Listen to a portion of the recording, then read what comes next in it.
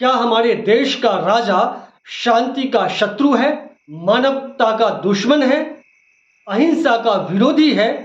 क्या वे राजनीति की वासना में आकंठ डूबे हुए हैं? क्या हमारे देश के प्रधान सेवक संवेदनहीन, तानाशाह और क्रूर हैं? हमने एक ऐसा प्रधानमंत्री चुना है जो बिल्कुल ही संवेदनहीन है, बल्कि संवेदनहीन नहीं है, वो क्रूर भी है।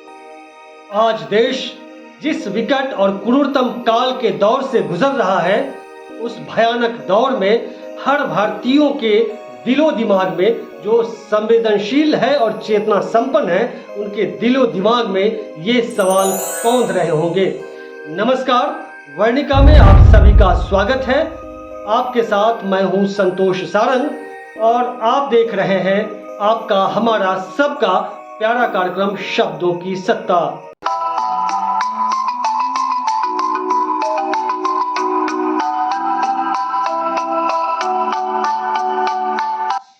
साथियों, हमारे देश के प्रधानमंत्री पूरी भाजपा और दक्षिणपंथी विचारधारा वाले संगठनों के सबका साथ, सबका विकास और सबका विश्वास वाले चेहरे पूरी तरह से बेनकाब हो गए हैं। मणिपुर की जातीय हिंसा के लगभग 75 दिन बाद पीएम की चुप्पी का टूटना, और वह भी सिर्फ घड़ियाली आंसू बहाकर ठोस कार्रवाई न करना, यह दर्शाता है कि हमारे देश का प्रधानमंत्री अक्षम है, संवेदनहीन है और क्रूर है।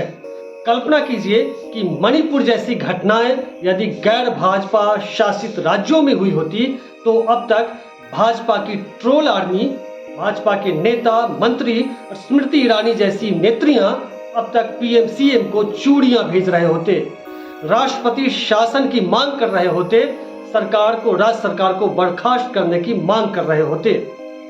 लेकिन मणिपुर में जहां बीजेपी की डबल इंजन की सरकार है, वहां पिछले लगभग 2.5 महीने से मणिपुर जल रहा है। लोग मारे जा रहे हैं, घर जलाए जा रहे हैं, महिलाओं को निर्वस्त्र किया जा रहा है, बेटियों के साथ गैंगरेप किया जा रहा है। लेकिन पीएम से लेकर गोली मारो ठाकुर तक ने मणिपुर की घटना को कांग्रेस शासित छत्तीसगढ़ और राजस्थान की दूसरी घटनाओं का हवाला देकर, उससे तुलना कर इस घटना को जनरलाइज करने की कोशिश की है, दुस्साहस किया है। छी है ऐसी सरकार पर, लानत है, धिक्कार है ऐसे निजाम पर। साथियों, हिंसा या कोई भी घटनाएं अगर होती है किसी भी सरकार के, किसी भी राज्य में, तो उसकी आलोचना होनी चाहिए, किसी का बचाव नहीं होना चाहिए। लेकिन देश में यह पहली बार हो रहा है कि अपना दोष छुपाने के लिए विरोधी के गुनाह को सामने लाओ और अपने दोष को छुपा लो, खुद बरी हो जाओ। पीएम और मणिपुर सीएम को बचाने के लिए भाजपा ने बंगाल की एक घटना को वायरल करके उसको देश के सामने लाकर अपने गुनाह को छुपाने की कोशिश की है। यह घटिया राजनीति है। या जो अमित मालवीय है, भाजपा के आईटी सेल के जो हेड हैं, उन्होंने अपने ट्विटर हैंडल से जो बंगाल की घटना को वायरल किया है। क्या मणिपुर में जो महिलाओं को निर्वस्त्र किया गया था, किसी कांग्रेस ने विरोधी पार्टी के ट्विटर हैंडल से वायरल किया गया था? नहीं किया गया था।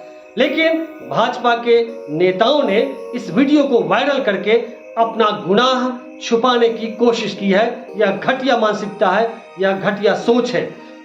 चाहे कोई भी अपराध हो, कोई भी हिंसा हो, अगर कांग्रेस शासित राज्यों में हो या भाजपा शासित राज्यों में, उसका मुखालफत होना चाहिए, उसका विरोध होना चाहिए।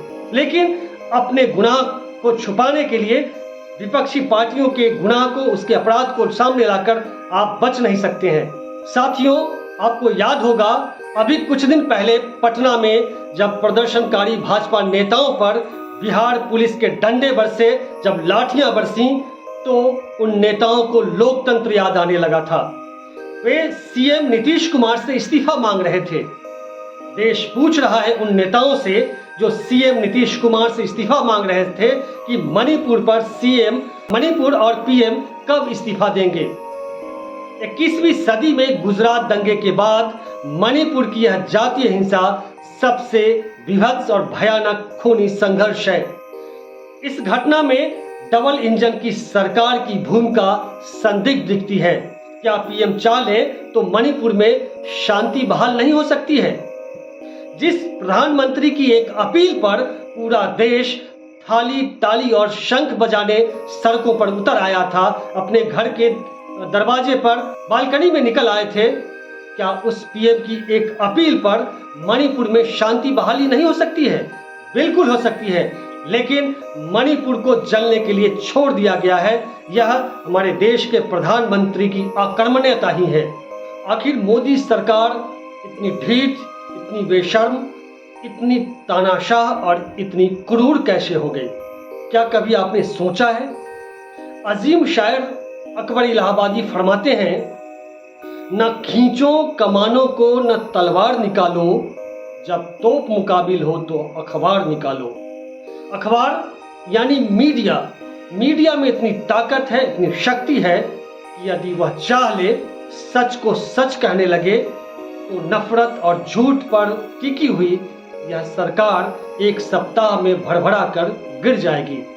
लेकिन जनता के पक्ष में खड़ा होने वाला मीडिया, विपक्ष की भूमिका निभाने वाला मीडिया आज सत्ता की दरबारी कर रहा है। वह सत्ता की रखैल बन गया है।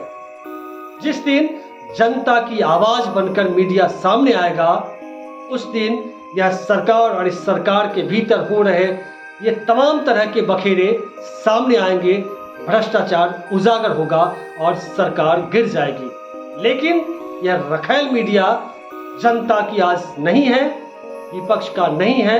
वह सवाल मोदी से यानी पीएम मोदी से नहीं पूछता है, वह सवाल विपक्ष से पूछता है, विपक्ष को कटघरे में खड़ा करता है।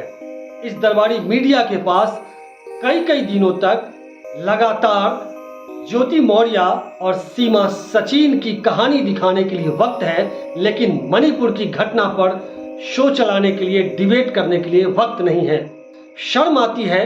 जिस दिन कुकी महिलाओं को निर्वस्त्र करने का वीडियो वायरल हुआ, उसके अगले ही दिन उस घटना को ब्लैकआउट कर दिया गया टीवी चैनल से और दिन भर सीमा और सचिन की लव स्टोरी और उसके अलग अलग एंगल्स पर लगातार शो किए गए, कार्यक्रम चलाए गए, डिबेट किया गया।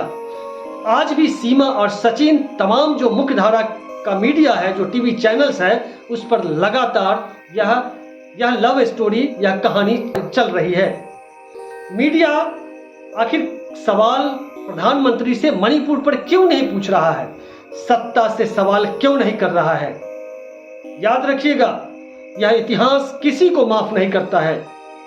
आज के दिन में अगर सबसे बड़ा गुनाहगार है तो वह भारतीय मीडिया है। भारतीय पत्रकारिता और टीवी चैनल्स के इतिहास का यह कलंक है, यह काला अध्याय है। तो चलिए, यह एपिसोड आपको कैसा लगा आप जरूर कमेंट बॉक्स में लिखकर बताइएगा और जाते जाते चैनल को यदि आपने अब तक सब्सक्राइब नहीं किया है तो कर लीजिए। इस वीडियो को अधिक से अधिक लोगों तक पहुंचाइए। तब तक के लिए नमस्कार।